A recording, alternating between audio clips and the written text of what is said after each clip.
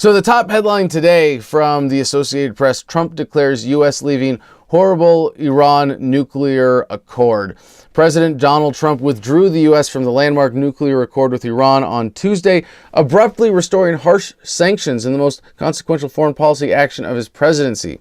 He declared he was making the world safer, but he also deepened his isolation on the world stage and revived doubts about American credibility. So this kind of goes to the presentation from Benjamin Netanyahu, Bibi, of Israel, revealing the leaked documents from Iran's nuclear program. And I've heard in some of the coverage that his audience was Donald Trump, and giving him obviously the global credibility to do something that he had wanted to do anyway, saying that the Iran deal was a bad deal. Although I had thought before that was mostly political posturing in one of his positions that he could walk away from. Now, just for the background, the 2015 agreement, which was negotiated by the Obama administration and included Germany, France, and Britain, had lifted most U.S. and international economic sanctions against Iran. In exchange, Iran agreed to restrictions on its nuclear program, making it impossible to produce a bomb and establishing rigorous inspections.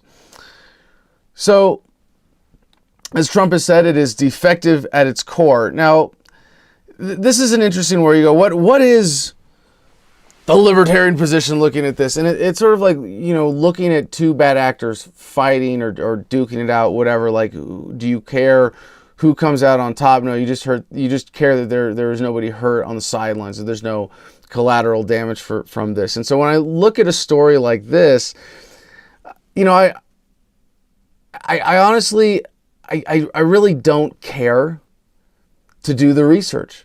I really don't care to see how bad Netanyahu is lying. He has such a record of lies and deceit, as the government has such a consistent record of lies and deceit. The two governments have a deal between themselves like this. You're really going to think that neither one of them was lying at some point in that there wasn't some deceit. Come on. And the irony of this, the way that it's being presented, the framing that has been accepted by the mainstream media on the story is such that the United States government is seen as the good guy, the sort of a good guy, bad guy, partners in making the world a better place. The big, stronger government comes in and helps the little one behave better, right? It's you sort of tease out, deconstruct all of these stories. The narratives underneath are like revealed to be very, petty and childish and quite silly.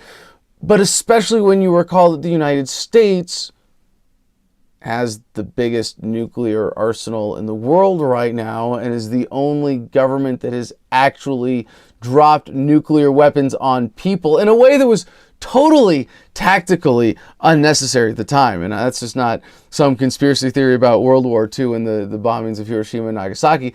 That's just looking at the quotes of all the generals and admirals who were around at that time saying, we don't need to do this. We shouldn't have to do this.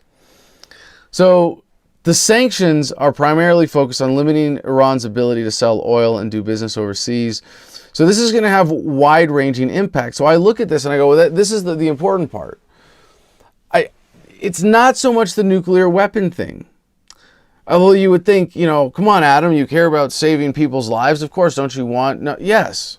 I don't think it's realistic that any government today is going to be able to, in the age of the internet, come up with an excuse to drop a nuclear weapon on people. I don't see that as a realistic threat. What is the realistic threat? What is the current source of pain is the sanctions. And right now in Iran, Iran they're going to be fine. It's not like a third world country that's dependent on oil revenue. It wouldn't be like doing this to Venezuela. But with Iran facing these sanctions, the people who suffer most are going to be the people of Iran, who are then economically isolated in those whatever limited ways. But the world suffers from not having a more free trade based economy. Major companies in the US and Europe could be hurt too. Treasury Secretary Steve Mnuchin said that licenses held by Boeing and its European competitor Airbus to sell billions of dollars in commercial jetliners to Iran will be revoked. Certain exemptions are to be negotiated, but Mnuchin refused to discuss what products might qualify. Iran's government must now decide whether to follow the U.S. and withdraw or try to salvage what's left with the Europeans. Iranian President Hassan Rouhani said he was sending his foreign minister to the remaining countries, but warned that there was a short time to negotiate with them. Laying out his case, Trump contended, if we do nothing, we know exactly what will happen. In just a short period of time, the world's leading state sponsor of terror will be on the cusp of acquiring the world's most dangerous weapons. I kind of hate to laugh at a serious subject about this, but the world's leading state sponsor of terror is not the government of Iran. It is the government of the United States. Yeah. The world's most dangerous weapons are already owned by the government of the United States. I don't know, I guess this is really getting at attacking the fundamental psychological Stockholm Syndrome kind of underpinning of statism.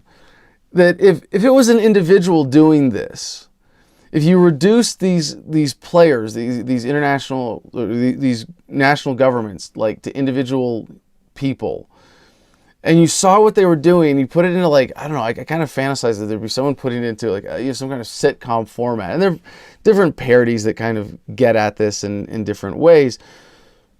But you look at everything that the United States federal government does and go, holy crap, you're the biggest asshole on the planet. You're a bully. What the heck is this?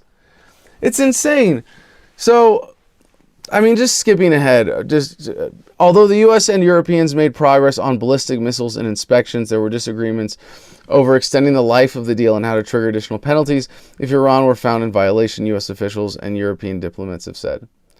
And remember, this is Iran, whose government is largely in place due to American meddling in that country, especially the CIA. So it's that the modern empire, and you look at it as the U.S. dollar empire, but it's interesting that in this case, they included, what were the countries? It's a good Freudian slip there. Germany, France, and Britain. It's not so much the dollar empire, but the empire of the global financiers, the ones who really pull the strings, and those who fund both sides of every war so that poor men die for the benefit of rich men.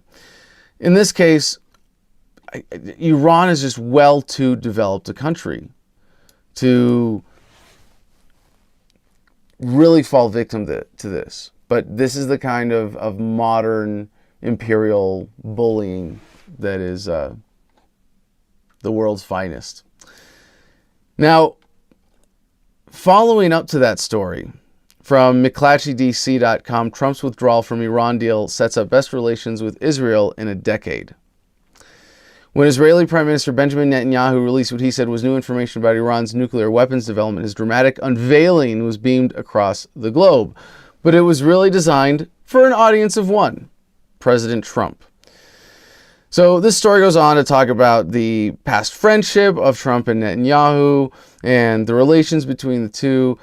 And what's really sad about this is that they're putting this in terms where you forget that Israel has just an unprecedented, historically unique relationship with the United States government, where you almost want to say Israel is this special 51st state, right? We've heard that analogy before. But it's almost like it's the state that's in charge of the United States, that Israel pulls the strings in American government's foreign policy, that it is also per capita a greater beneficiary of the taxes paid to the United States government in terms of the foreign aid that goes to Israel, tens of billions of dollars every single year.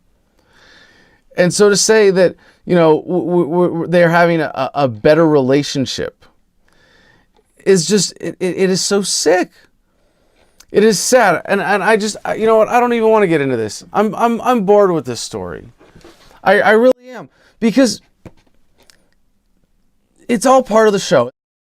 Thank you to YouTube for hosting this video and for being an essential part of human progress by making video hosting available worldwide to everyone on the internet.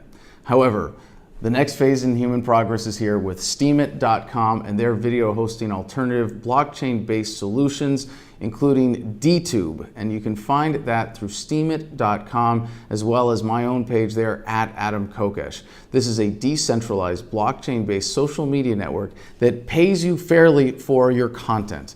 Already, I'm regularly making more there with a single post than I do from an entire month on YouTube. So please join us on the next frontier of the information revolution at Steemit.com. And if you want help getting a leg up there, I'm happy to re-steam your posts and make sure that no one is starting from scratch. Just email me one of your favorite posts at adam@thefreedomline.com and we'll share it on my feed.